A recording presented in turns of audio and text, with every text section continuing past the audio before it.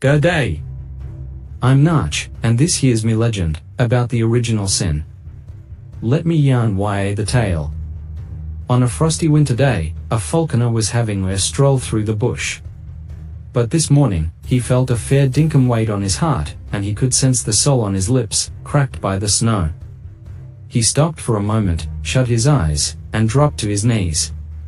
There, he had a ripper of a vision, full of darkness, war, and bloody suffering. Tormented and raging, he looked to the sky and, with all his might, he yelled, "Why so much bloody suffering? Why?"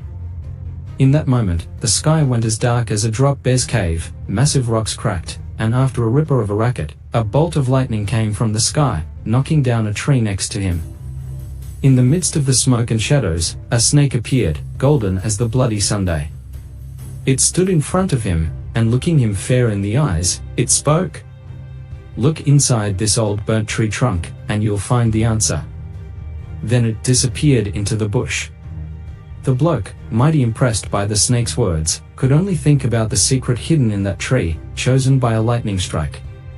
Hurriedly, he started carving that fallen tree, telling himself, "The truth will come out."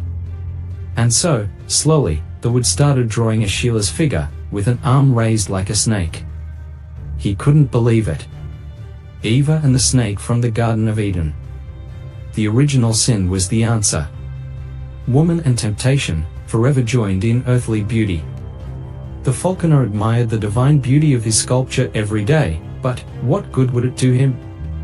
A few days later, the sky's fury unleashed a snowstorm so bloody intense, it left all the villagers isolated in their cribs.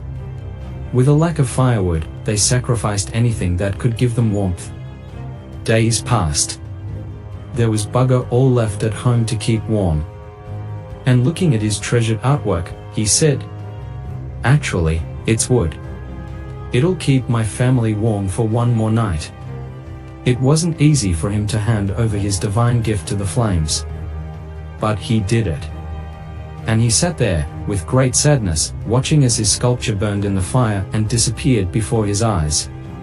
After a while, the bloke marveled at discovering that his wooden figure wasn't getting consumed. It slowly turned between the flames, producing such strong and steady heat that it managed to melt all the snow on the mountain.